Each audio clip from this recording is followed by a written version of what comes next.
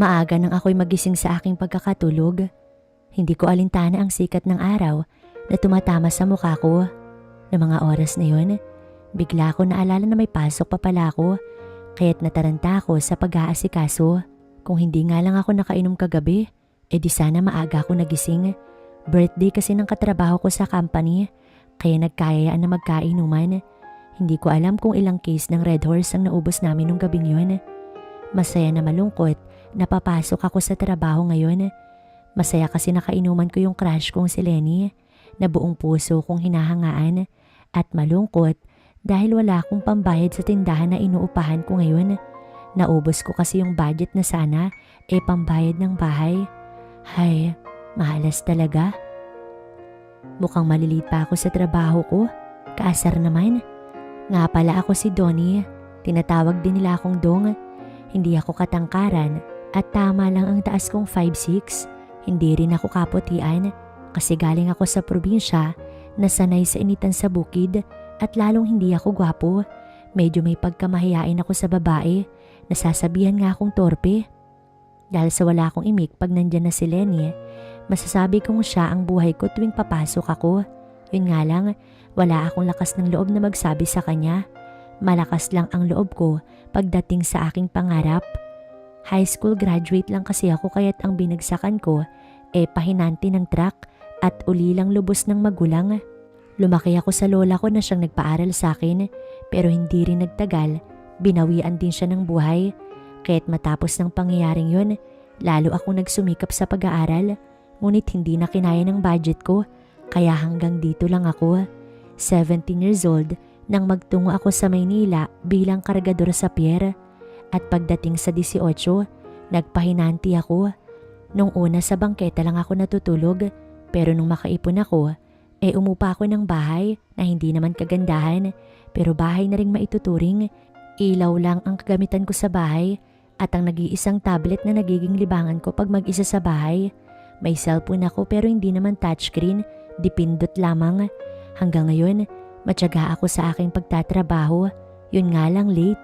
Pagdating ko sa trabaho, nakita ko si Lenny nakausap yung katrabaho kong si Bernard na aking driver.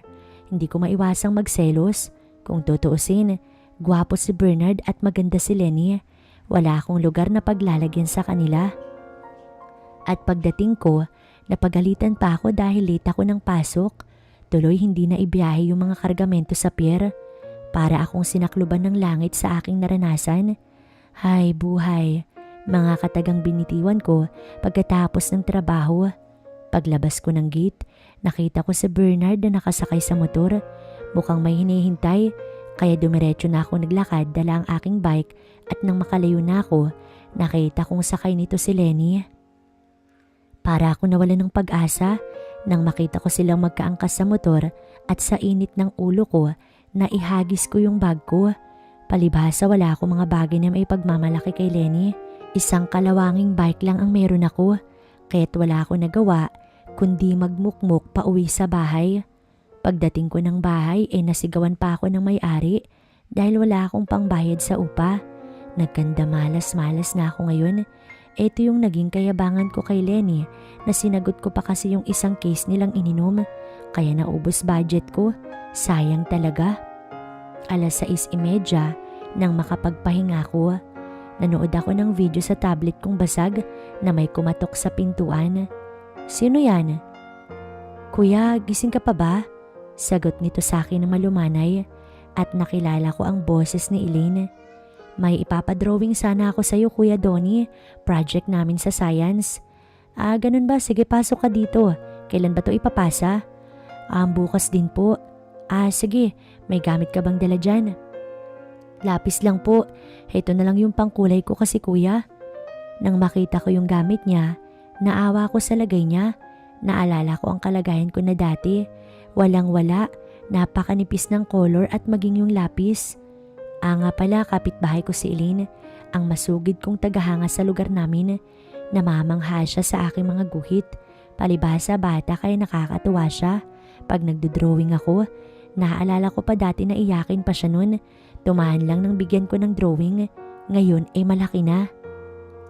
Mahirap din sila gaya ko at alanganin din ang buhay.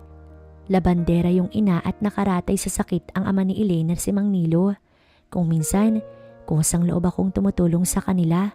May 2 bunsong kapatid si Elaine na halos mga bata pa at si Elaine ang panganay. Paminsan-minsan, hinahatid ko si Elaine sa eskwelahan kaya ganun kalapit ang loob ko sa kanila. Habang nagdodrawing ako, pinagmamasdan ko si Elaine. Nakangiti ito habang ako ay gumuguhit. Napansin ko ang kagandahan ni Elaine. Nakapangalumbaba na nakatingin sa drawing ko at nung una, binaliwala ko lamang ang mga ngiti niya. Pero kalaunan, parang nahuhumaling na ako sa kanya. Kaya't minadali ko ang paggagawa ko sa project niya para hindi na ako makapag-isip pa ng masama. Nang matapos ko, agad kong binigay ang oil pastel ko bilang regalo ko sa kanya at yung pencil ko. Kuya, ang ganda po sigurado. Mataas na naman yung grades ko nito. Salamat kuya. Yumakap siya sa akin na mahigpit at isang halik sa pisngi ang pinaabot nito sa akin bilang kabayaran. O eto, sa'yo na to para may magamit ka sa school mo. Pagbutihin mo yung pag-aaral mo. Saad ko habang hinahawi ko yung buhok niya at muli siyang yumakap sa akin at nagpasalamat. Kita ko sa mukha niya ang pagiging inosente habang nakatingin sa aking drawing. Kuya, hatid mo ko bukas ha.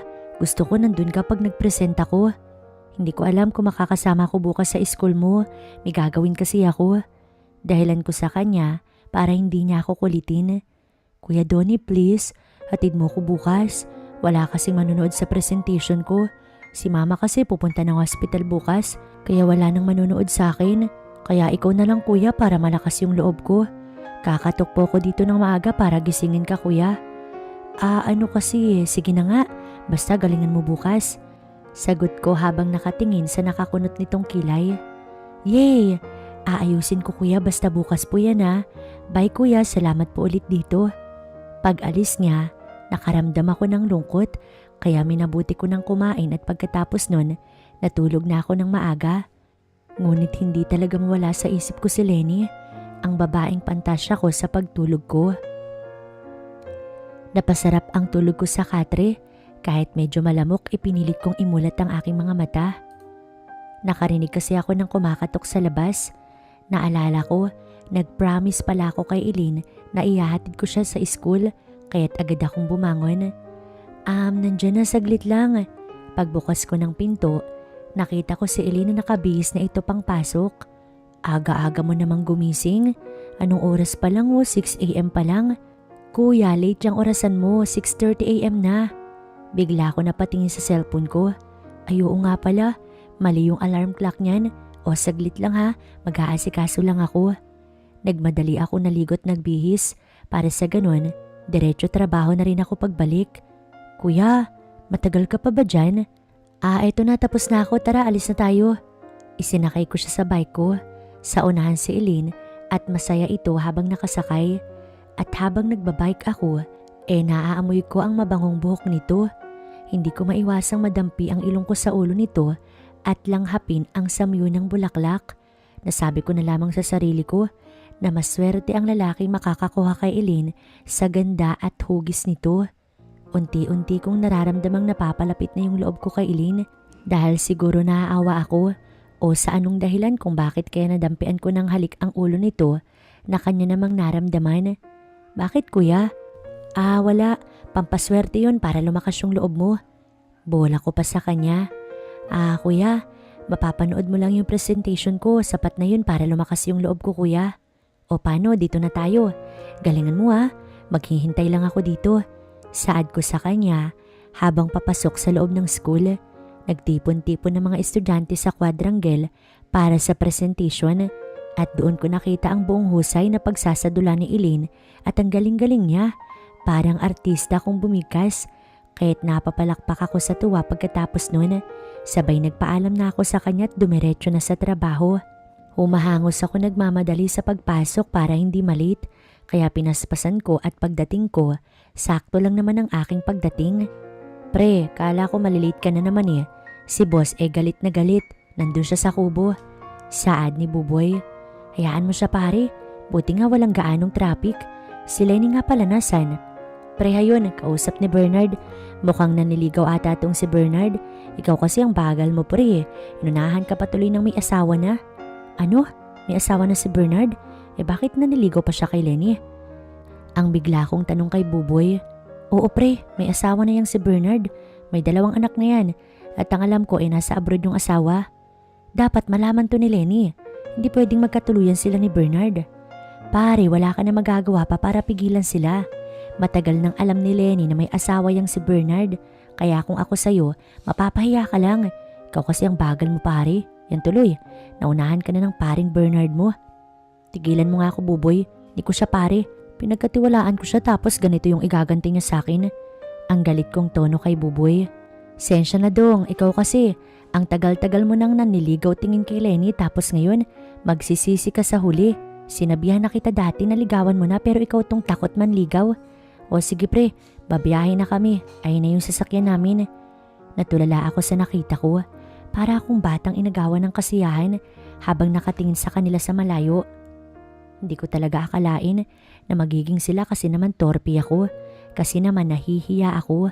Kaya hanggang huling sandali, wala na ako nagawa kundi manahimik na lamang sa isang tabi. Trabaho dito, buhat doon at kung ano-ano pang gawain ang pinaglalaanan ko ng sarili ko. Pag uwi ko sa bahay, tulad ng dati mukmuk sa higaan, walang ganang kumain. Pero nagkamali ako. May mas mabigat pa palang problema kaysa sa akin. Dumating si Eileen na umiiyak sa aking bahay. Kuya, ang nanginginig nitong boses at yumakap sa akin. Oh, bakit ka umiiyak? Tanong ko sa kanya. Patay na po si Papa, kuya. Tahan na Eileen, nandito si kuya. Nabigla ako sa nalaman ko, kaya't niyakap ko din siya't hinawi ang buhok niya at pinunasan ng luha sa mata niya. Naaawa ako sa kanya. Inamo-amo ko siya para nang sa ganun ay maging mahinahon siya. Lumipas ang ilang oras, nakatulog ito sa higaan ko. 9:00 na nang siya ay aking gisingin. Eileen, gising na. Iuwi na kita sa inyo. Kuya, dito na lang ako matutulog. Namimiss ko kasi si Papa pag niyayakap ko siya. Baka hanapin ka ni Mama mo sa inyo, mag-alala yun. Kuya, hindi daw siya uuwi sa bahay. Baka daw bukas pa ng umaga siya uuwi. Kasama niya yung mga kapatid ko. Sigurado ka okay ka lang dito? Malamok dito tsaka walang electric fan. Okay lang kuya, katabi naman po kita. Ayoko lang mag-isa sa bahay. Takot po kasi ako lalo na't wala na po si Papa kuya. O sige na tahan na, dito ka na lang sa tabi ko. Kumain ka na ba? Hindi pa po kuya. Saglit lang ha, magluluto lang ako. Diyan ka muna, gamitin mo muna yung tablet ko. Mag-games ka muna kung gusto mo. Patapos na akong magluto nang makarinig ako ng ungol sa aking kwarto. Uy, Eileen, wag yan, akin yan. Bigla akong pinatay yung video at biniro ko sa tablet ang video na yun. Kuya, ano yun? Bakit may babae ron? Wala yun. Binura ko na. Wag mo na lamang pansinin yun ha. Tara, kain na muna tayo. Medyo kinabahan ako. Hindi ko alam na bubuksan niya yung gallery ko. Habang kumakain kami, tanong pa rin siya ng tanong sa akin at nagkukwento tungkol sa papa niya. At maging sa pagtulog namin, nagkukwento pa rin siya habang nakahiga na kami noon. Katabi ko siya sa katre. Nakatalikod siya sa akin at ako naman ay nakayakap sa kanya. Habang nagkukwento siya, pinatay ko yung ilaw para madali siyang mapapikit. Pero tuloy pa rin siya sa pagkwento tungkol sa kanyang papa. Naramdaman ko tuloy ang init ng katawan niya habang siya ay aking yakap. Maya-maya pa'y nakatulog na ito. Nakakumot kaming dalawa at parang iba ang tumatakbo sa aking isipan. Nung mga oras ding yun, alam kong mali pero nagsisimula ng lumikot ang aking isipan. Pinigilan ko yung aking sarili. Pinikit ko yung mata ko pero hindi ko talaga kaya. Una kabado ko't nanginginig ako dahil first time ko talagang makahawak ng braso ng babae. Hanggang sa lamunin na ako ng tukso. Kung saan-saan na nga napunta ang aking kamay. Pero para itong nananaginip habang nag-iingay. Pagkatapos nun, umalis ako sa higaan at dumiretso sa CR. Natatakot ako na baka magising si Eileen. Kaya naman sa CR ko na lamang ginawa ang bagay na makakapagpasaya sa akin. Nang matapos ako, bumalik na agad ako sa higaan. Ngunit pagkakita ko sa pagkakapwesto ni Eileen, hindi ko na naman napigilan ang init na lumukob sa aking katawan. Kaya naman, marahan ko siyang nilapitan Agad akong pumwesto habang siya ay natutulog. Medyo natakot ako, kaya ilang sandali lang tinigil ko yung ginagawa ko. 2:00 na nang ako'y makatulog. At doon na nga ako dinalaw ng antok.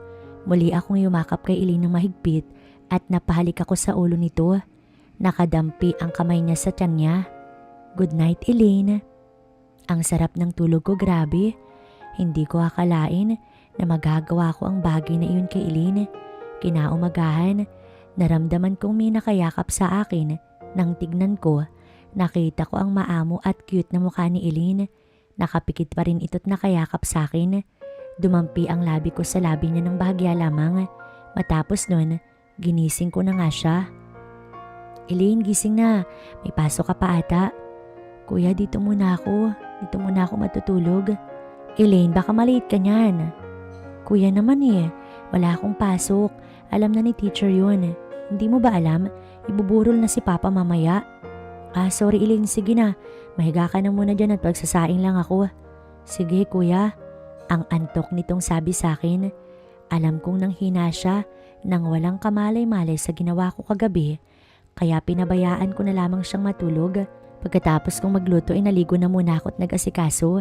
Nadatnan ko siyang gising na at nagkukuyumos ng muta sa mata. Nakaupo sa katre. Good morning kuya. Bati nito sa akin. Salamat nga pala kuya. Hindi ka umalis sa tabi ko kagabi. Ang sarap kaya ng tulog ko. Buti naman na maganda yung tulog mo. Ang nanginginig kong tono. Kuya, huwag kang mabibigla sa sasabihin ko sa'yo. Ano yun Elaine? May nangyari ba sa'yo kagabi? Opo, nananaginip kasi ako na naihidaw po ako sa higaan mo kuya. Pero wala naman. Kala ko umihi talaga ako kagabi. Panaginip mo lang yun Elaine. Tara, almusal ka na, baka gutom lang yan. Singhal ko habang nakatingin kay Elaine. Sa isip-isip ko, buti na lang talaga hindi siya gising kagabi. Kung hindi, yari talaga ako na to. Pagkatapos kumain, naglinis muna ako ng bahay at maaga kong hinatid si Elaine sa bahay nila para madatnan siya na nasa bahay lamang at binilin ko kay Elaine na wag sabihin sa ina niya na doon siya natulog sa bahay. Kapag nangyari yun, iskandalo ang aabutin ko nito. Pagpasok ko, nakita ko si Lenny. Tulad ng dati magkasama sila ni Bernard. Hindi ko na sila pinansin. Sino ba ako para magselos sa kanila? Kaya tuloy lang ang trabaho ko kahit mabigat hindi ko alintana. Dahil iba na ang naroon sa aking isipan. Yun ay si Elaine. Medyo malabo nga lang yung pangarap ko. Pero gusto ko na si Elaine. Ang kaso lang, malayo ang agwat namin. Kaya parang wala lang din. Sa paghakot ko, bigla ako nairita. Nakita ko si Lenny yakap-yakap si Bernard sa loob ng truck. Habang ako naman ay nakatingin lang na pawis na nagbubuhat ng mga bagahe. Nakatingin sa akin si Bernard na parang nang iinggit sa ginagawa nila. Pero ako naman, walang magawa sa sitwasyon ko bilang pahinante. Hoy trabaho, mabagal ka dyan. Sita ng boss ko sa akin. Para akong alipin na walang magawa. Sa halagang 350 isang araw, kulang pa para umahon sa buhay. Samantalang si Bernard, 700 ang araw at may incentive pa. Kalahati sa kanyang sahod. Buhay nga naman Pag uwi ko, namasdan kong nakaburol na si Mang Nilo sa gilid ng bahay. Nandun si Ate Kela, ang kamag-anakan nito. Nasulyapan ko din si Elaine na nakaupo sa gilid ng mama niya at lumingon sa akin habang pinapasok ko ang bike. Nagpahinga ako saglit at umupo para magkape at nagmuni-muni. Inisip ko yung sarili ko. Palang araw, makakaraos din ako. Hihigitan ko si Bernard at matutupad ko yung gusto kong marating sa buhay. Ilang sandali pa, nag-asikaso na akong kumain at nanood sa tablet. Sa panunood ko, biglang kumatok si Elaine.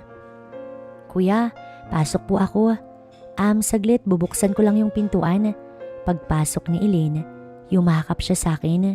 Kuya, iyak nito sa akin. Bakit Elaine, anong problema? Kasi kuya, wala na si Papa. Sino na lang ang tutulong sa akin sa pag-aaral? Patitigilin na daw ako ni Mama kuya. Tahan na Elaine, nandito pa naman ako Kuya, ayoko ng ganito. Gusto ko makatapos ng pag-aaral. Huwag kang mag-alala, tutulungan kita. Basta mangako ka sa akin na mag-aaral ka ng mabuti. Talaga po kuya? Gulat nitong sagot at yumakap sa akin ng mahigpit. Oo naman Elaine, kaya tumahan ka na. Gusto mo bang manood muna bago ka umuwi? Sige po kuya, salamat po ah. Ang laking tulong niyo po sa akin. Sana katulad niyo po yung mapapangasawa ko kuya. Hep, yan ang wag mo nang gagawin. Mag-aral ka muna at saka mabuti yun. Sa isip-isip ko, hintayin mo ko. Tsaka ano po kuya? Tsaka tumulong ka muna sa magulang mo ha. Opo kuya, gagawin ko po yung sinabi niyo. Habang nanonood kami, niyakap ko siya at hinawakan ang kamay niya.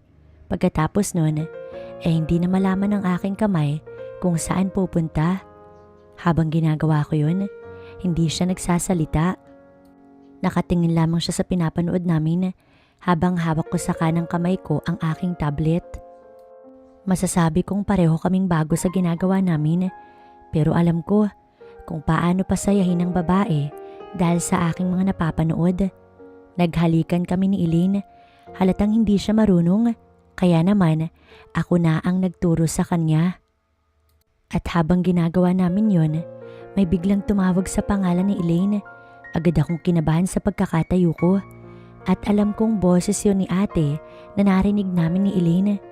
Kuya, si mama yung tumatawag sa akin ah. Anong gagawin natin? Agad at gulat nitong saad sa akin. Nataranta ako at dali-dali ko siyang pinag-ayos sa banyo.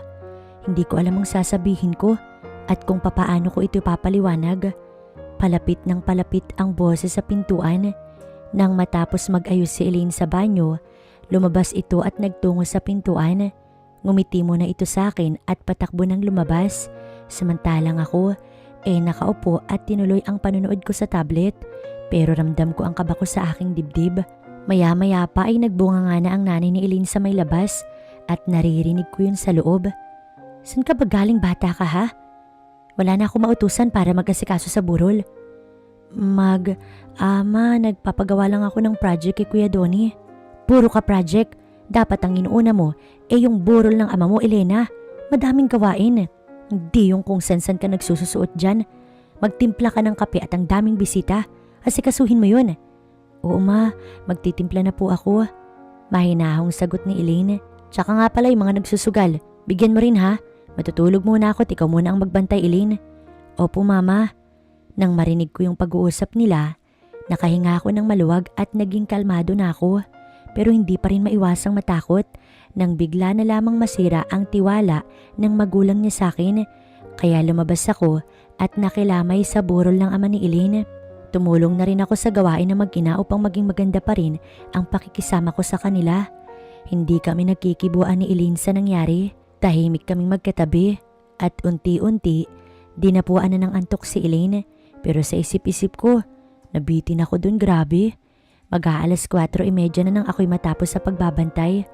Nakahiga na kasi sa balikat ko si Elaine habang ako naman ay nagmamasid sa paligid.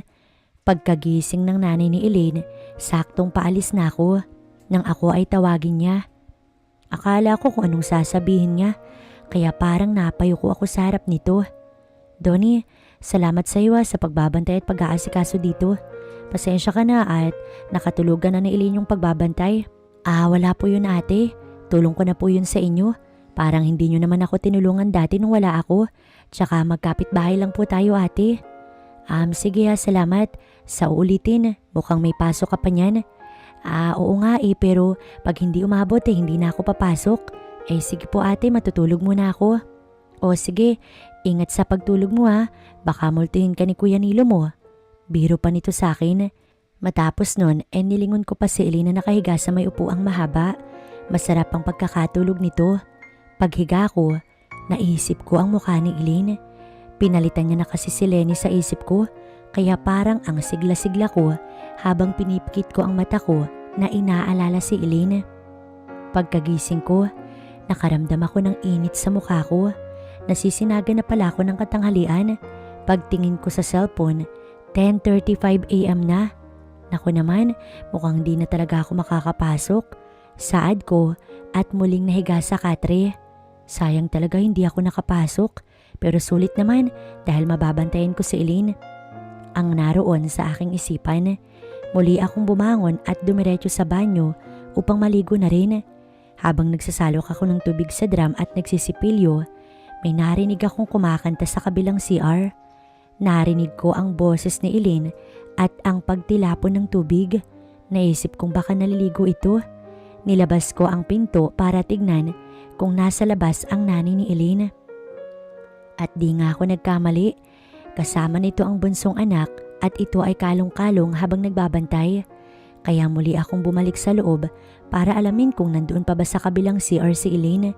Nung masigurado kong nandoon siya, gumawa ako ng paraan para makita ko si Elaine. Pero naalala kong may daanan sa kusina nila Elaine sa may bintana ng likod ng bahay. Kaya dali-dali akong sumuot dun sa likuran. Hirap lang pumasok kasi napakaliit ng daanan na sakto lamang sa aking katawan. Nang makalampas ako sa iskinitang yon, ay daglian akong pumasok sa bintana at hinanap ko ang CR kung saan naliligo si Elaine. Nang marinig ko ang boses ni Elaine at ang pagtapon ng tubig, pinihit ko yung pintuan pero nakalaki yun. Sandali pa ay bumulong ako sa pintuan.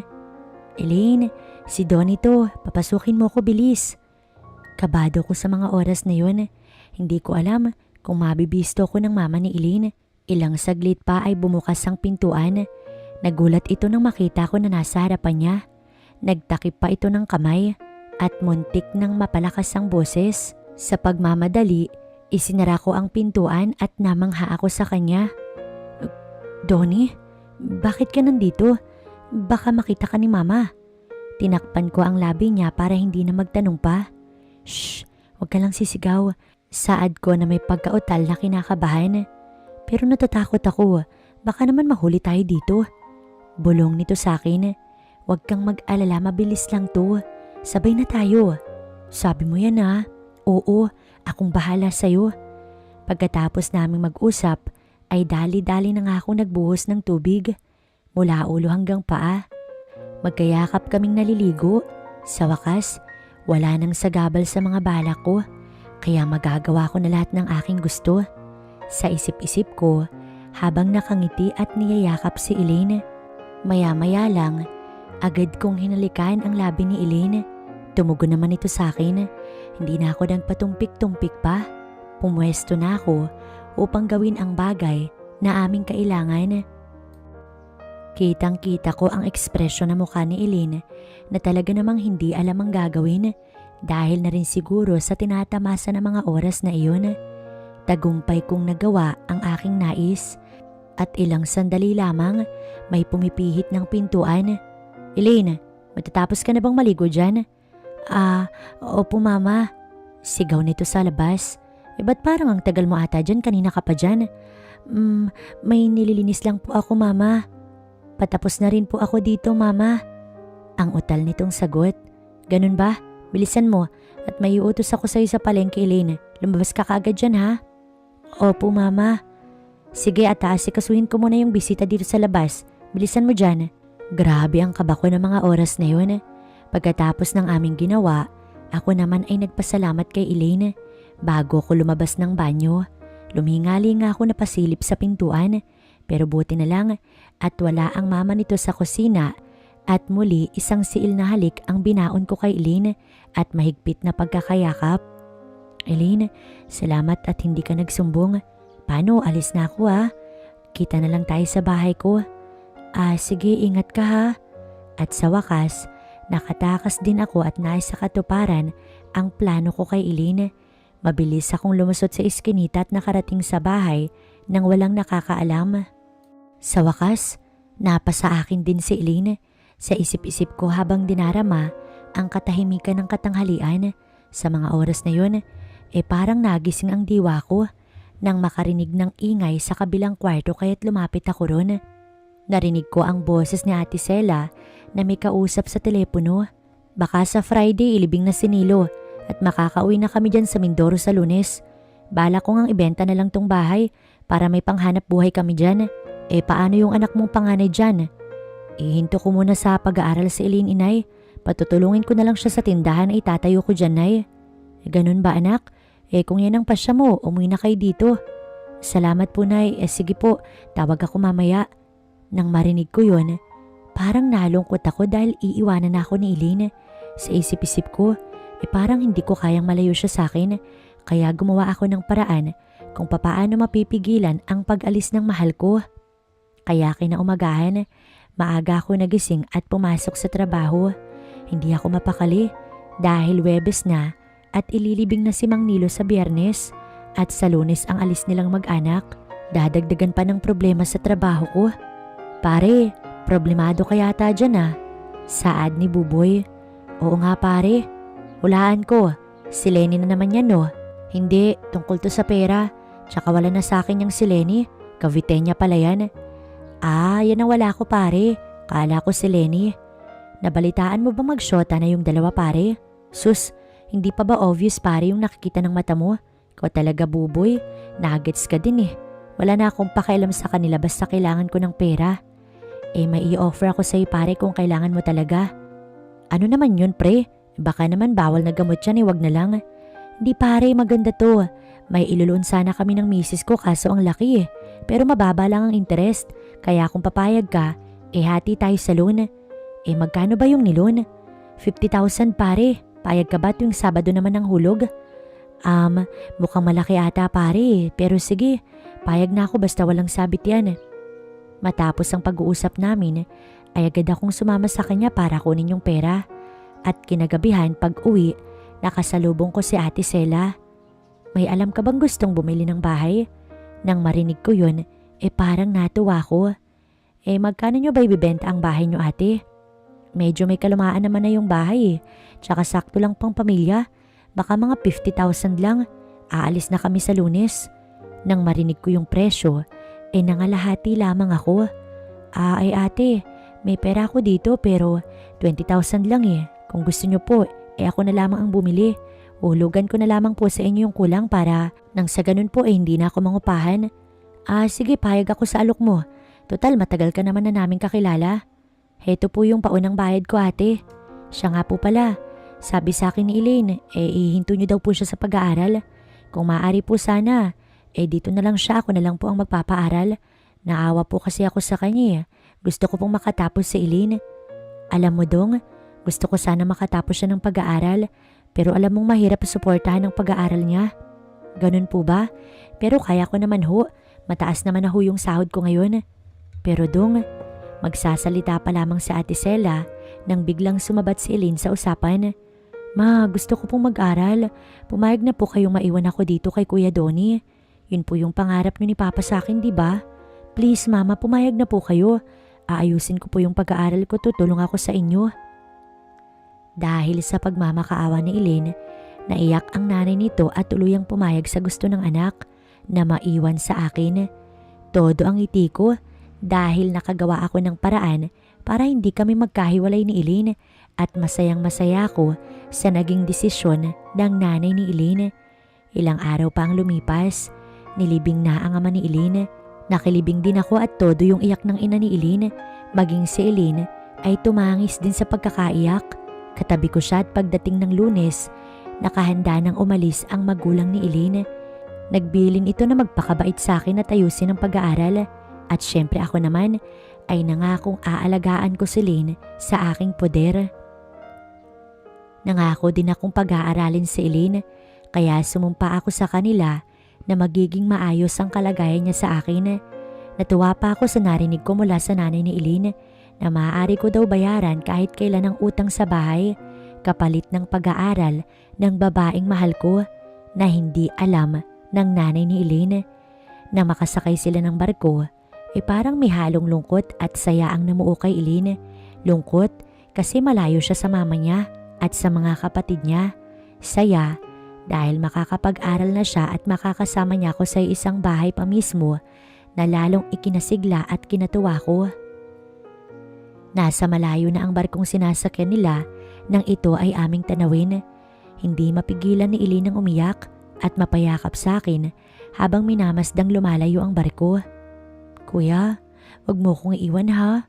Mahal na mahal kita. Oo naman Elaine, hindi kita iiwan at pababayaan. Pangako yan. At lagi ako nasa tabi ng mahal ko.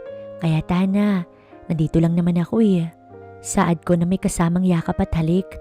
Matapos ang tagpong yun, Umuwi na kami ng bahay. Hindi na doon sa aking inuupahan. Sa bahay na mismo nila Elaine na binenta sa akin ako tumuloy. Pasado 1:00 nang makauwi kaming dalawa sa bahay. Masaya at maligayang naglilinis ng bahay. Doon ko na kasi inilipat ang mga gamit ko kina Elaine at madami din ako inayos buong maghapon. Siyempre, hindi nawawala sa tabi ko si Elaine. Magiliw ito at malambing sa akin na para bang tunay kong asawa. Kung minsan, naghaharutan kami sa kama at naghahabulan. Sabay yayakapin ko ng mahigpit at magtatawanan kami't maghahalikan. Isang buong araw, ganoon ang eksena namin. Parang paraiso sa loob ng bahay. Grabe, parang ayoko nang matapos pa ang bawat sandali na siya'y nakangitit masaya sa aking piling. Kuya Donnie, pag nakatapos ako sa pag-aaral, gusto ko, ikaw yung mapangasawa ko. Talaga, Elaine? Ako na yung pinakamasayang tao sa mundo pag nangyari yun. Handa kitang pakasalan, Elaine. Mahal kita kahit saang simbahan. Basta, dito ka lang sa tabi ko ha, mahal ko. Oo kuya, kahit sino pa nga manligaw sa akin busted agad. Kasi, ikaw ang gusto ko makasama habang buhay. Wala kayang forever. Biro ko sa kanya. Kuya naman basag trip ka. Diyan ka na nga matutulog na ako. Eto naman, tampo agad. Halika nga dito baby ko't payakap nga ako sa babaeng mapapangasawa ko. Sabay halik sa pisngi nito habang kalong-kalong ko at nilalambing. Ikaw kasi, pangasar ka masyado. Bakit naman? Totoo naman walang forever. Kasi, ikaw ang lifetime na mamahalin ko habang nabubuhay ako. Grabe ka naman, ganun pala yun. Pakis nga po ko. Saad nito na kinikilig sa akin habang niyayapos ko ng mahigpit ang buo niyang katawan, sabay halik sa noo nito. Ayaw mo lang kasing maniwala sa akin Oo na po mahal ko, naniniwala na ako sa'yo.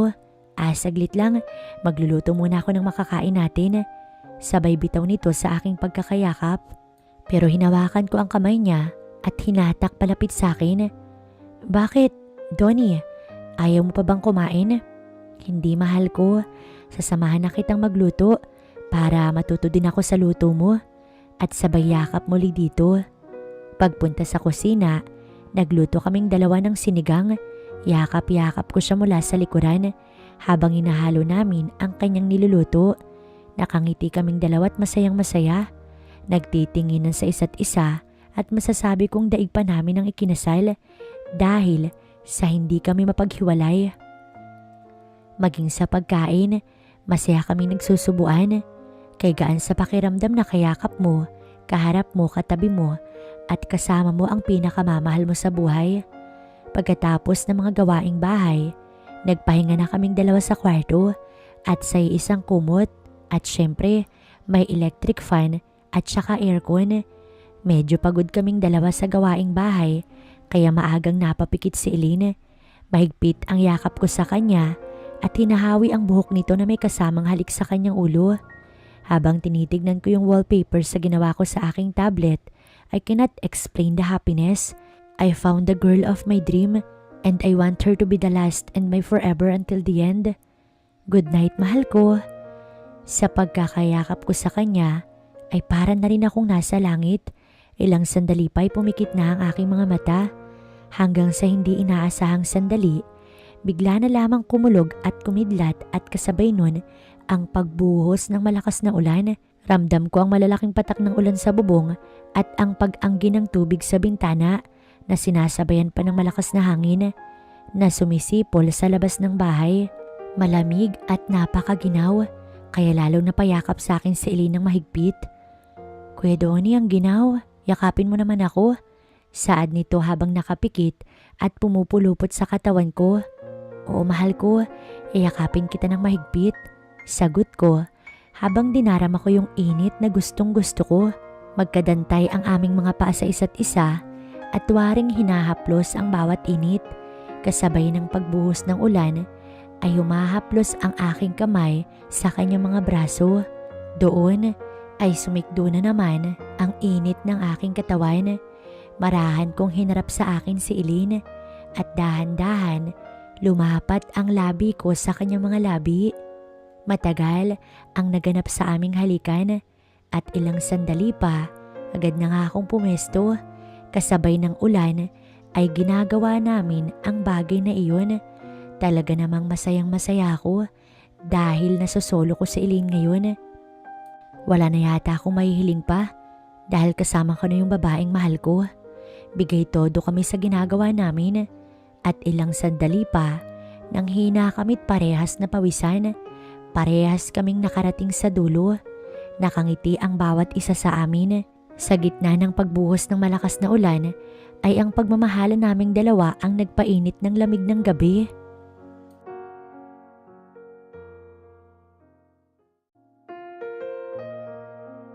Masarap ang tulog naming dalawa ng mga oras na yon at kagaan ng pakiramdam. Malaya kami nakakagawa ng gusto namin.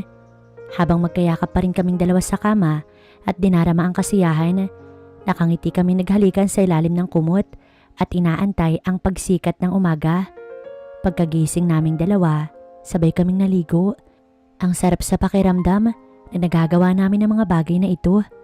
Lumipas ang sandali at kami kumain na ng umagahan. Naisip ko na sana kami na lamang ang itinadhana sa isa't isa. Pero pag naiisip ko yun, parang ang hirap umasa na lang. Bakit parang natutulala ka dyan? Umiiyak ka ba? Wala to Elaine, mahal ko. Napuwing lang ako. Sigurado ka? Umiiyak ka na dyan eh. Bakit? Wala, may naalala lang ako. Alam ko na, birthday mo. Hindi na, tapos na nung January pa. July na ngayon, ikaw talaga. Hula lang naman yun, pero alam mo mahal ko, kahit ikaw lang ang maging buong regalo ko, sapat na sa akin yun. Ikaw talaga, payakap nga ako sa mahal ko. Iyakap ko sa kanya na may kasamang halik ng pagmamahal. Labas tayo bukas. Bakit naman kuya? Wag na lang, sayang yung pera mong igagastos. Dito na lang sa bahay natin igastos yan. Alam mo kasi, naalala ko na birthday mo pala bukas, kaya hindi ko papalampasin yung araw na yun. Naku, ikaw talaga. Gusto ko sa lahat, hindi mo nakakalimutan yung birthday ko. Sorry nagparinig pa ako sa'yo. Alam ko naman yun mahal ko, payakap nga ulit. Kahit ikaw lang Donnie, sapat na. I love you. I love you too Elaine, mahal ko. Paano tara, alis na tayo. Ihahatid na kita sa school mo. Salamat mahal ko. Saad nito nang may malambing na tinig. Sa araw na dumarating sa buhay namin ni Elaine ay lagi kami magkaagapay. Sa lungkot man o kasiyahan, sa hirap man o ginahawa ng buhay. Ilang oras at araw ang dumaan sa buhay namin na ngayon nagpatibay sa amin. 3 taon din ang lumipas nang magsama kami ni Elaine. Nakatapos siya ng high school at dahil sa tulong naming dalawa, nakapundar kami ng gamit at tindahan na rin. Nung una ay mahirap, pero dahil sa minana ni Elaine ang tiyaga at sipag galing sa pagtitinda ng ina, lumago ito. Bago siya pumasok ay nagtitinda muna siya at sa gabi naman, tiyagaan siyang nagbubukas. Masaya ako sa kanya samantalang ako naman, umalis na sa aking trabaho.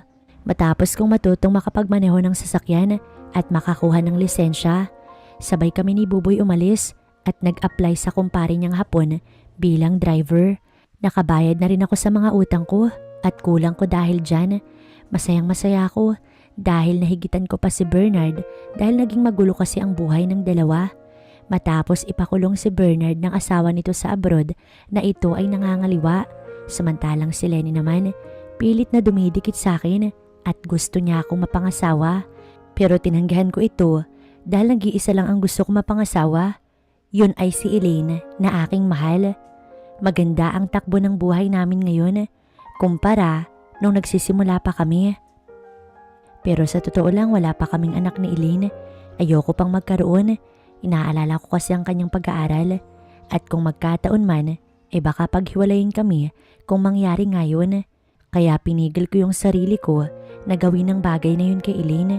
Pero minsan, pinagbibigyan niya ang aking kasiyahan. Pag nangangalabit siya at pag gusto ko rin syempre. Pero ang gusto niya kasi magkabibi na kami. At nasabi ko rin ang plano ko sa kanya at sinabi ko na lamang sa kanya na, Elaine, sana maintindihan mo mahal kita pero hindi pa tayo handa Sana maintindihan mo yung kalagayan natin mahal ko. Ayokong mabaliwala ang pag-aaral mo dahil sa akin. Sana payagan mo kung gawin ang lahat para sa'yo. Pero mahal ko, paano mo nasasabi yan? Ngayon pang alam ko na ang plano mo. Hindi mo kailangang umalis. Kung gusto mo, hihinto na ako sa pagkakolehiyo ko. dumito ka na lang sa tabi ko. Donnie, mahal kita. At alam mo yan, hindi ko kayang mawala ka sa tabi ko. Iyakap nito sa akin habang lumuluha. Pero Elaine, napag-usapan na natin to, diba? Kailangan ko umalis para sa'yo, para masuportahan ang pag-aaral mo para sa kinabukasan natin. Saad ko na may pangunawa sa kanya at hinawakan ng balikat na to. Kuya Donnie, mahal kita. Dito ka lang sa tabi ko at huwag kang aalis. Elaine, tahan na, huwag ka nang umiyak. Malulungkot din ako pag umiiyak ka. Mabilis lang naman ang araw, mahal ko, at palagi naman akong tatawag sa'yo. Tsaka naalala mo ba yung mga pangarap natin sa magiging baby natin? Gusto kong maging masaya tayo, mahal ko, at alam kong kaya natin to, pangako. Babalik ako. Mahal na mahal kita. Ikaw lang ang mamahalin ko hanggang dumating ka, Donnie. Nang makita ko siyang umiiyak, parang nasasaktan ako sa pag-alis ko. Pero yun ang tama at kailangan kong gawin. Ayokong matulad siya sa akin na walang tinapos. Gusto ko lang matupad niya ang pangarap niya para sa amin.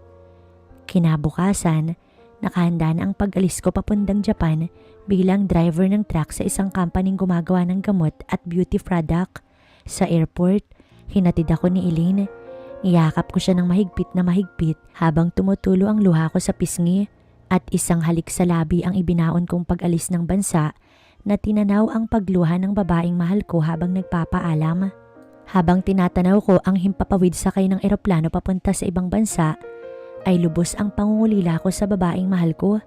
Habang patuloy sa pagpatak ang luha sa mata ko, naisip kong bumalik ngunit huli na ang lahat dahil alam kong ito ang makakabuti sa amin ni Elaine. Ang paglayuin kami ng oras at lugar ay hindi sapat upang magtiwala kami sa isa't isa. Isang larawan ni Elaine ang nagpapaalala sa akin ng pag-asa at muli kaming magsasama. Halos araw-araw kong naaalala si Elaine. Lagi akong tumatawag at nagpapadala ng sulat sa kanya. Naayos lang ako, kamusta ka na, pag-aaral mo at mahal kita, Elaine. Mga salitang paulit-ulit kong ipinaparamdam sa kanya. Hindi rin nawawala yung sustento ko sa kanyang pag-aaral. Kalahati ng sahod ko yung pinapadala ko buwan-buwan sa bank account naming dalawa at minsan nga, kinsenas kung magpadala ko sa kanya. Hindi naman ako natatakot sa kalagayan niya doon na baka mag-isa lamang siya. Sa katunayan, ipinasundo ko na yung mama niya at mga kapatid niya para doon na lamang tumira sa bahay. Kaya laking pasasalamat ko rin na sila ay nandoon. Ngunit isang masamang balita ang nagpabago sa akin nung mga sandaling yun. At halos ikadurog ng puso ko ang sinabi ng mama ni Elaine sa akin. Layuan ko na daw yung anak niya dahil kakasal na daw ito sa bago nitong nobyo. Matapos ng pag-uusap namin ng nanay ni Elaine, nawalan na ako ng kontak sa mahal ko. Para akong pinagsakluban ng langit at lupa. At nung araw ding yun, naaksidente ako sa minamaneho kong truck dahil ito sa pagkasira ng ulo ko sa aking nalaman. Gusto kong kamustahin o tignan kung totoo ba pero wala akong magagawa. Nakaratay ako sa hospital at nag-aagaw buhay sa nangyari. Tanging pangalan ni Elaine ang binabanggit ko sa mga oras na yun pero walang Elaine na dumating sa hospital. Pare, kamusta ka na? Si Buboy to.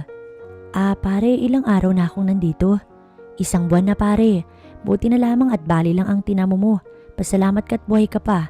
Nga pala, nahuli na yung nakabangga sa'yo at huwag kang mag-alala. Sagot ng kumpanyang lahat ng gasto sa hospital. Wala kang babayaran pare. Tungkol naman sa sasahurin mo, ganun din. Habang nagpapagaling kay binabayaran ka ng company. Pare, pasensya na ha. Wala akong nakuhang impormasyon kung nasaan na yung mag-ina na pinapahanap mo sa akin. Okay lang Buboy. Salamat din at dinalaw mo ko dito. Sus, wala yun, ano ka ba? Ako ang nagpasok sa'yo dito. Kaibigan kita at syempre, ako rin na mag-uuwi sa'yo pare. Salamat Buboy. Alam mo, wala nang natira sa akin. Hindi ko alam kung sino pa yung nasa tabi ko o kasama ko ngayon. Wala na pare. Saad ko na may kasamang pag-iyak. Pare, nandito kami mga kaibigan mo. Kaya wag ka nang umiyak, parang hindi ka lalaki niyan eh. Sagot nito na may halong awa sa akin. Matapos ng ilang buwan, nakabalik ako sa trabaho. Nilakasan ko yung loob ko at patuloy pa rin ako sa pagpapadala sa bank account namin ni Elaine. Alam kong graduate na siya ng mga panahong yun. Hindi ko nga alam kung naaalala pa rin niya ako. Pero ang tanging hiling ko lang, makita siyang masaya at maabot niya ang kanyang pangarap bilang isang guro. Marami ako nakaligtaan sa mga araw na wala ako sa tabi niya. Nakalimutan ko yung dibo niya. Nakalimutan ko yung promise kong uuwi ako pag natapos ang kontrata ko dito pero hindi. Na-extend ng 1 taon. Nakalimutan ko yung anniversary namin noong July 8 at nakalimutan ko na kung anong itsura niya ngayon. Tumaba ba siya o tumangkad? Basta wala akong alam. 4 na taon ang ginugol ko sa Japan para makaipon at magsimula ng panibagong buhay. At ngayon nga, 26 years old na ako at si Eileen ay nasa 19 years old na siguro. Hindi ko alam kung may anak na siya at kinakasama na ngayon. Basta nakita ko na lamang sa FB na kakagawa ko lamang na may kalong-kalong itong bata na bagong binyag at katabi ang isang lalaki sa gilid. Hindi na ako nag-message, basta tinignan ko na lamang ito at sinira ang aking cellphone. Malaki ang pinagbago ko nang makatungtong ako sa Japan. Naging malaki ang aking katawan. Pumuti rin ako dahil sa lamig ng klima doon. Natuto akong mag-ayos ng sarili at napapansing nagbago ang mukha ko. Dahil siguro ito sa product na gamit ko sa company namin at mga procedure na itinitest sa akin. Hindi ko alam pero napapansin kong madaming nahuhumaling sa aking babae. Magaganda at sexy pero wala ni isa sa kanila ang nagpapasaya sa akin. Ilang araw bago ako umalis sa Japan, nagpasalamat ako sa lahat ng mga kaibigan na tumulong sa akin. Nagpasalamat din ako sa boss ko at syempre sa itaas na tumulong sa akin na muli ako makakabalik ng Pilipinas. At sa wakas salamat naman makakauwi na rin. February 1, kasalukuyang taon nang makabalik ako sa Pilipinas. Nakangiti at may agam-agam na baka nga may asawa na si Eileen, na baka nga wala na akong pag-asa na magiging kami pa. Ang hirap magbakasakali pero tinuloy ko ang plano naming dalawa na ang pangarap na binuo namin nung magkasama ka pa kami sa kasiyahan. Pagdating ko sa Manila, dumiretso na ako sa dating bahay namin ni Eileen. Ngunit iba ang aking nadatnan. Naging isa na palang establishment ang kinatitirikan ng mga bahay sa amin. Nalaman kong 2 taon na palang ipinagiba ang mga bahay sa amin para tayuan ng mga butik at iba pang tindahan. Palibhas ay malapit kami sa kalsada, kaya isang magandang pwesto yon para pagtayuan ng mga tindahan. Napag-alamanan ko ring 3 taon nang wala si Eileen sa dati naming bahay. Hindi ko rin alam kung nasaan sila, pero ang pagkakatanda ko sa probinsya ng Mindoro sila lumipat. Kaya nung mga oras na yun, parang nawala na sa akin ang lahat. Minabuti ko munang manuluyan sa matalik na kaibigan at pinsan kong si Buboy upang makapagpahinga. Sakay ng bagong bili kong sasakyan, tinungo ko ang kanilang bahay. Pagkarating ko, napansin kong ang ganda ng pamumuhay nila Buboy. May magandang bahay at kumpleto sa gamit. Bigla ako nalungkot dahil isa rin yun sa pangarap namin ni Eileen. Ang isang bahay na kaming mag-asawa lamang ang titira. Naisip ko, nasa na kaya si Eileen ang mahal ko?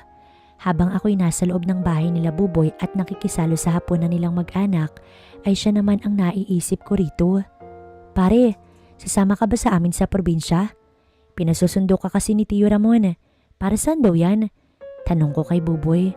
Sabi kasi ni Tio Ramon sa akin, total ikaw na lang ang natirang apo ni Tia Marta, babahaginan ka daw niya ng lupa.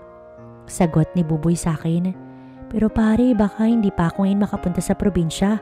Alam mo namang may problema pa ako. Ganun ba?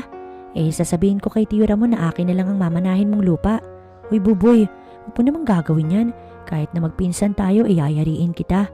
Alam mo namang yun na lang ang alaala ko kay Lola simula nang maghiwalay sila ni Lolo. Biro lang naman yun pare. Ikaw talaga seryoso ka lagi. O ito good news, basahin mo. Ano ba to pare? Tanong ko kay Buboy. Natural mapa yan. Tiniyaga akong isulat para sa'yo insan. Alam ko kasing mahirapan kang pumunta ng Mindoro para galugarin yung syota mo doon.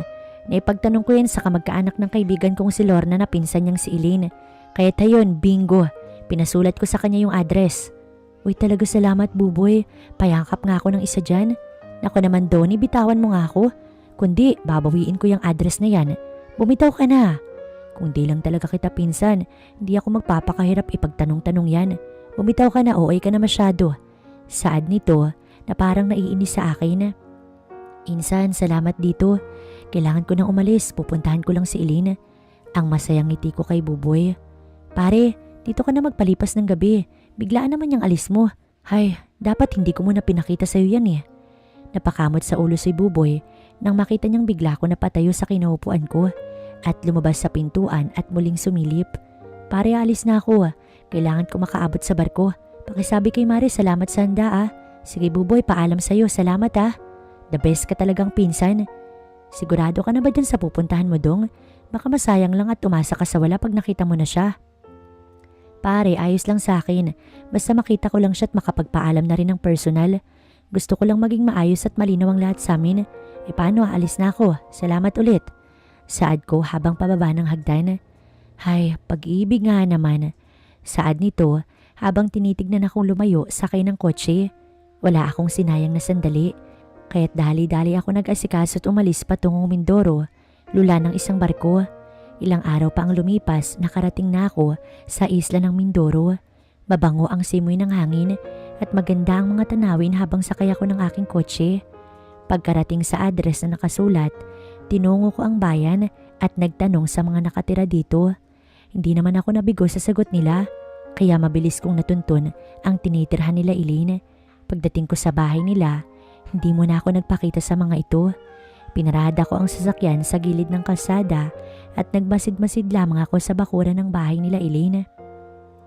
Nagulat ako sa nakita ko at nasaksihan dahil pinagmamalupitan ito ng nanay niya habang sinasabunutan at tinutulak palayo sa putikan kasama yung anak nito na pakiwari ko, may 3 taon ng edad. Nung makita ko yun, agad akong pumasok sa bakuran ng kanilang bahay. Kitang-kita ko ang mga pasa at sugat nito habang umiiyak at niyayakap ang anak. Lumayas kayong mag-ina dito. Wala kayong kwenta sa bahay. Palamunin pa kayo. Inay, maawa po kayo sa amin ng anak ko. Huwag niyo pong gawin sa akin to. Pakiusap, inay. Mama ko. Iyak ng bata. Naawa ako sa kalagayan ni Eileen. Halos madurog ang aking puso dahil sa pagbabago ng itsura nito na mapayat at puro pasa ang muka at braso. Mapapansing nangitim ito ng konti at may pinagbago sa mukha niya pero siya pa rin si Eileen, ang babaeng minamahal ko. Kayong mag-ina, lumayas kayo sa pamamahay ko. Puro kayo kamalasan sa buhay ko. Kaya layas. Heto mga gamit nyo. Ayoko na makikita kayo dito ah. Inay, maawa kayo sa amin. Huwag niyong gawin to. Nang makita ko yun, agad akong lumapit sa mag-ina. Sino kang lalaki ka ha? Ba't ka pumasok sa bakuran ko? Saad nito at hindi ako nakikilala. Hindi ko to pinansin at lumapit ako kay Eileen. Hinawakan ko ang balikat nito at pisngi niya. Eileen, tahan na. Nandito na ako, mahal ko. Donnie? Nang makita niya ako, parang naliwanagan ang mata niya sa lalaking nasa harap niya. Biglang napalingon si Ate Celia sa akin at tumaas ang kilay. Huwag ka nang umiyak, nandito na ako. Mahal ko, patawad. Hindi ako nakarating ng maaga para sunduin ka. Donnie, ba't ngayon ka lang? Ang akala ko hindi ka na babalik. Saad nito habang humahagulgol sa pag-iyak sa pagkakayakap ko. Tahan na, mahal ko. Mula ngayon hindi na kita iiwan at sasama ka na sa akin kasama yung anak mo, Eileen. Sagot ko sa kanya at pilit tinatayo sa pagkakabagsak sa putikan. Donnie, mahal ko. Gusto kong malaman mong mahal kita at ikaw lang ang minahal ko sa buong buhay ko. Sigurado ka ba dyan, Eileen? Pero may anak ka na.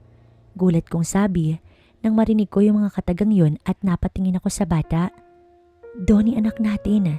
Nang marinig ko yun, ay halos akong nagulat at napayakap kay Eileen. Nang akala ko'y nagtaksil siya sa akin, pero dahil ako lang ang lalaking minahal niya ng lubusan, masayang masaya ako sa aking nalaman. May halong luha ng kasiyahan at kagalakan ang aking narinig at hindi ko maipaliwanag ang tuwa ko sa sarili. Baby anak, lapit ka kay Papa. Saad ni Eileen sa anak namin na umiiyak at lumuluha. Papa ko po siya? Oo anak, yakapin mo si Papa. Sagot ng anak ko habang nagtatago sa likod ng palda ng mama niya. Halika anak, nandito na si Papa. Halika tiyayakapin ka ni Papa. Saad ko habang naluluha at hindi makapaniwala sa nakikitang malaki na ang bunso kong anak at nakakapagsalita na. Papa ko, yakap nitong patakbo sa akin habang lumuluha at doon ko naramdaman ang init at saya ng pagkakayakap nito sa akin. Naging masaya kami sa tagpong yun at lumuluha sa kagalakan na binigay ng langit. Hindi na tayo magkakahiwalay pa, mahal ko. Saad ko na may halong ngiti at saya. Lumayas na kayo at huwag na kayong babalik dito. Siya nga pala, yung perang ginastos ko sa pagpapakain sa mga yan, akin na. Inay, wala kayong ginastos sa amin at lahat ng pinapadala ni Donnie, pinangsusugal nyo lang. Kaya wala kayong dapat na kunin pa sa asawa ko. Dahil hindi nyo naman ako tinuring na anak, inalila nyo ako't pinagtatrabaho para sa mga walang kwentang bisyo nyo. At hininto nyo ang aking pag-aaral. Kaya wag na wag kayong magkakamaling lumapit sa amin ng asawa ko dahil hindi ko po kayo mapapatawad. Tama na Elaine, alis na tayo dito. Bubuuin muli natin ang pangarap nating pamilya, mahal ko. Natigilan at nahinto sa pagsasalita si Ate Celia nang marinig ang mga sinabi ni Elaine at parang natauhan. Habang si Elaine at anak ko, sinakay ko na sa aking kotse. Nakatingin lang sa amin ang nanay nito. At nang matapos ang eksenang yun, umalis na kaming tinatanaw ang bangungot na tirahan nila Elaine. Luha ng kasiyahan ng nararamdaman ko habang nakayakap sa akin si Elaine. Naipaliwanag niya sa akin ang nangyari habang nasa sasakyan kami. Laman kong kapatid niya pala ang lalaki nasa gilid ng binyag na nooy nakatira sa lolo nito. Nasabi niya rin sa akin na bago ako umalis nung 16 years old siya, buntis na siya sa akin. Dahilan para magsinungaling ang nanay nito at sabihing minobyo na siya. Kaya nahinto ang pag-aaral niya at doon ibinenta ng mama niya ang bahay namin. Pinaliwanag ko rin ang nangyari sa akin sa Japan, kung bakit hindi ako nakauwi kaagad, kung bakit ngayon lamang ako nagpakita sa kanya. Mahaba ang kwentuhan naming dalawa at naiiyak ako sa karanasan niya sa kanyang mga magulang na hindi daw siya pinapakain kahit nagtatrabaho at maging yung anak namin. Pero sa huli, lahat yun ay aking tinanggap dahil mahal ko si Elaine at siya lang ang nagpapasaya sa akin. Siyempre, hindi mawawala ang junior kong anak at nung oras ding yun habang nasa sasakyan, lalo siyang lumuha sa kasiyahan nang sabihin ko ang mga katagang, Elaine, will you be my wife forever until the end? Saad ko habang hawak-hawak ang isang diamond ring. Yes, Donnie, mahal ko. Oo, handa ko magpakasal sa'yo at ikaw lang ang gusto kong makasama habang buhay. Isang mahigpit na yakap ang pinaramdam nito sa akin habang sinusuot ang singsing na binigay ko sa kanya. Lumuha ito sa pasasalamat na dumating ako sa kanyang buhay at muling mabubuo ang pangarap namin. Isang oras din ang biniyahe namin mula Mindoro hanggang Maynila. Sa sobrang kasiyahan at pagod ay nakatulog ang mag-ina ko sa kotse. Matapos na makapagpalit ng damit ang mga ito, pinagmasdan ko ang himbing na tulog nilang dalawa habang nakadantay sa braso ko ang asawa kong si Elaine at kayakap ang aming anak at sila'y magkatabing natutulog. Napansin kong namana ng anak ko ang pisngi ng mama niya at ang labi. Sa akin naman niya namana ang matangos na ilong at ang labi maging ang singkit na mga mata nito. May kahawig din sa akin. Sayang nga lang at hindi ko namasdan ang paglaki nito. Medyo naiyak pa rin ako kasi natawag niya pa rin akong papa kahit ngayon niya na lamang ako nakita. Siguro dati, lagi siyang nagtatanong sa mama niya kung nasan ako. Siguro lagi niya akong tinatawag at tinahanap. Siguro dapat nandoon ako ng mga panahong yun para ipagtanggol ko silang mag-ina. Naisip kong mas malaki ang naging sakripisyo ni Elaine para sa akin at para arugain ang anak namin. Humahanga ako sa mahal kong asawa, sa pagiging mapagmahal nito sa akin at pagiging tapat na asawa dahil ako lang ang nag-iisang mahal niya at hindi nawalan ng pag-asa at naghintay na baka sakaling dumating ako. Mangiyak-iyak ako nang isipin ang mga sandaling yun habang hinahaplos ang buhok ng anak ko at ng pinakamamahal kong si Elaine. Pero handa akong bumawi para sa aking mga pagkukulang. Pupunan ko lahat para sa pangarap namin ni Elaine at maging sa anak namin. Madaling araw na nang makarating kami sa condominium na pinahiram ng boss ko sa akin upang pansamantalang manuluyan. Inaakay ko yung anak ko papasok sa kwarto kasama ang aking asawa. Inhiga ko muna sila sa kama at pinatulog upang mapawi ang pagod sa biyahe. Muli akong bumalik sa kotse upang kunin ang mga gamit namin. At pagbalik ko, nakita ko yung asawa ko nakangiti sa higaan at masayang iniaabot ang kamay sa akin na parang gusto niyang lumapit ako. Paglapit ko sa kanya, inaya niya akong tabihan siyang matulog. Kaya pinaramdam ko sa kanya ang mahigpit na mga yakap at lambingin siya muli. Mga haplos na nagpapasabik sa init ng aming pagmamahalan. Isang masayang larawan ng pamilya ang muling nabuo sa pagtitiwala namin ni Elaine. Ang saya ko, parang ayoko nang matapos pa ang gabing kayakap ko ang aking asawa sa kumot na bumubuhay at nagpapalakas ng loob ko at nagpapasaya sa aking buhay. Kinaumagahan, magkayakap pa rin kaming natutulog sa ilalim ng kumot ng higaan. Patuloy ko pa rin pinaparamdam ang aking pagmamahal. Mahal ko, salamat at nandito ka sa tabi ko. Saad ko habang hinahaplos ang buhok niya at niyayakap habang ito'y natutulog sa aking mga bisig. Maya-maya pa'y bumangon na ako at nagluto ng makakain namin at inihanda na nga sa pagkainan. Nagpa-deliver din ako ng bulaklak sa kwarto namin upang lasapin ang umpisa ng masayang umaga hanggang sa maihanda ko na lahat ng sorpresa sa aking asawa. Ayoko pa sana silang gisingin dahil habang pinagmamasdan ko silang dalawa ay parang panatag ang loob nito sa pagkakahiga. "Good morning, mahal ko." Hinalikan ko ta sa noo habang siya'y masayang nakatingin sa akin at tinilahad ang kanyang kamay para ako ay yakapin. "Good morning din, mahal ko. Ang aga mo atang nagising, mahal ko ah." "Oo, mahal ko. Naghanda kasi ako ng sorpresa para sa'yo at kay Bunso." "Sorpresa? Talaga, mahal ko?" "Oo, mahal. Para sa inyo ni Bunso yung hinanda ko. Tara't bumangon ka na dyan. May lakad pa tayo mamaya. May gusto akong ipakita sa'yo." "Salamat, mahal ko. Wala na ako mahihiling pa na ikaw ang naging asawa ko." Saad nito habang nakayakap sa akin. "Halika na, mahal ko, at nakahanda na ang pagkain natin sa mesa. Ako na ang kakarga kay Bunso. Tara na at baka lumamig pa yung niluto ko." "Wow, galing naman ng asawa ko. Dati akong nagluluto para sa'yo. Ngayon, sinurpresa mo ko. Masarap yung niluto ko."